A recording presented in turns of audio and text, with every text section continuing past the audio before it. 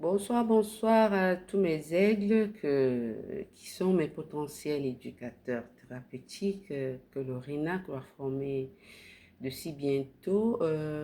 Nous sommes à notre troisième atelier sur l'éducation thérapeutique. Le premier s'est passé, vous avez eu des vidéos, le deuxième aussi, et maintenant c'est le troisième qui s'est tenu cet après-midi à 15 heures le 17 janvier 2026 sur le thème importance de l'éducateur thérapeutique dans la prise en charge holistique d'un patient.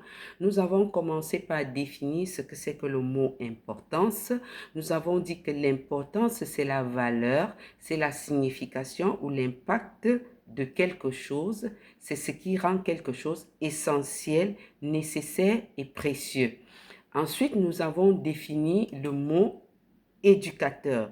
Nous avons trouvé qu'un éducateur était une personne qui aide l'autre à apprendre, à se développer et acquérir des compétences. Ça peut être dans différents contextes, une école, une formation, une éducation spécialisée, un atelier, voilà. Et le rôle, c'était quoi? D'accompagner, d'enseigner et de soutenir.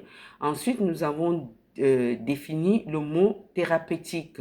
Le mot thérapeutique qui désigne tout ce qui concerne les traitements des maladies, des troubles ou du vieillissement ou de la sénescence. Donc, c'est un ensemble de moyens, c'est-à-dire on peut avoir des médicaments, des thérapies, des soins, etc. Et donc, tous les moyens qu'on peut utiliser pour soulager, pour guérir ou soigner un patient. Donc, on peut avoir un traitement thérapeutique pour l'asthme, pour l'hypertension, pour la drépanocytose, et ainsi de suite. Et ensuite, on a pris la décision de définir les deux mots éducateur thérapeutique. Un éducateur thérapeutique, c'est un professionnel. Retenez bien cela. Comme je vous avais dit dans les vidéos antécédentes, que un éducateur thérapeutique est comme un infirmier, un médecin, un pharmacien, c'est une profession paramédicale.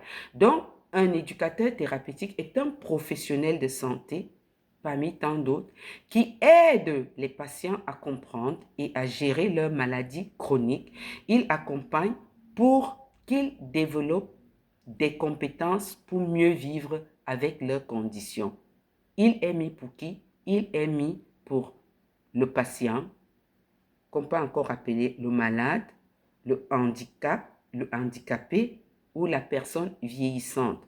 Donc le rôle de l'éducateur thérapeutique, c'est informer, éduquer, soutenir, accompagner pour autonomiser un patient. Un éducateur thérapeutique, par exemple, peut aider un hypertendu ou un asthmatique ou un drépanocytose ou un diabétique à gérer son alimentation ou son traitement ou ses vacances ou sa vie de couple, par exemple, pourquoi pas. Alors, le mot prise en charge, qu'est-ce que veut dire prise en charge? Prise en charge, c'est l'ensemble des actions et des soins apportés à un patient pour traiter sa maladie, soulager les symptômes, améliorer sa qualité de vie. Ça peut inclure des traitements médicaux, ça peut inclure les thérapies, ça peut inclure un soutien psychologique, ça peut inclure de l'éducation thérapeutique, ça peut même inclure la façon de vivre dans sa vie de couple, dans sa vie professionnelle, dans la société, quartier, village, pays et autres. Les mots-clés qu'on peut retenir ici, c'est accompagner le patient de manière globale. La prise en charge d'un patient diabétique.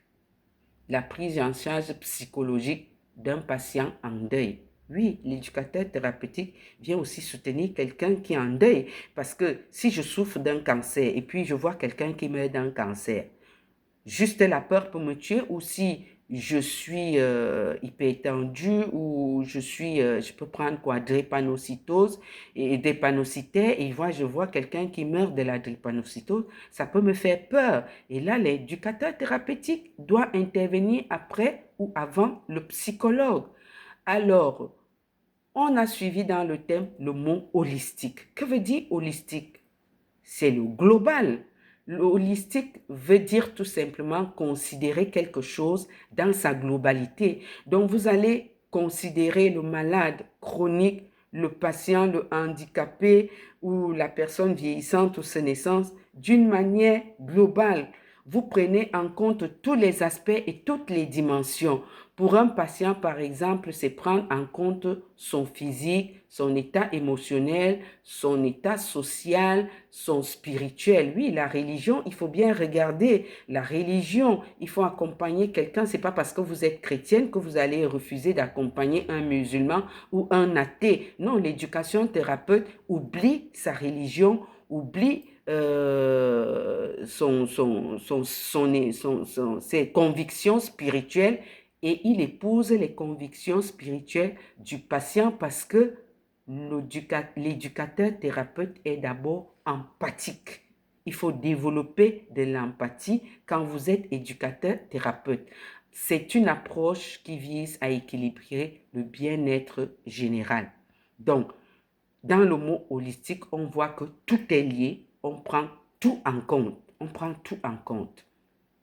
Donc, la prise en charge holistique, c'est une approche qui considère la personne dans sa globalité, physique, émotionnelle, sociale, spirituelle, professionnelle, dans toute la globalité. L'objectif, c'est quoi? C'est de traiter la personne,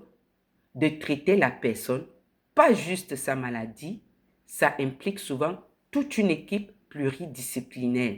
L'équipe pluridisciplinaire peut avoir quoi? Les médecins, les infirmiers, les psychologues, les travailleurs sociaux et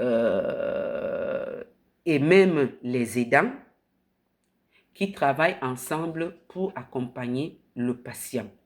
Donc, pour résumer notre thème d'aujourd'hui, qui s'intitule l'importance de l'éducateur thérapeutique dans la prise en charge holistique d'un patient ou encore, si je peux le dire, l'impact d'un éducateur thérapeutique dans la vie d'un patient chronique, d'un handicapé ou une personne du troisième âge, pourquoi pas? Car nous savons tous que le vieillissement ou la sénescence provoque des changements énormes et parfois très stressants dans la vie d'un être humain. Donc, l'éducateur thérapeutique est, comment je peux dire ça? L'éducateur thérapeutique est super important dans la prise en charge holistique d'un patient. Vous devez le retenir. Il aide le patient à comprendre sa maladie, à gérer son traitement et à adopter des comportements favorables à sa santé. Vous devez donc retenir comme rôle clé accompagner le patient dans son apprentissage et son autonomisation globale. Pourquoi? Pour quel avantage?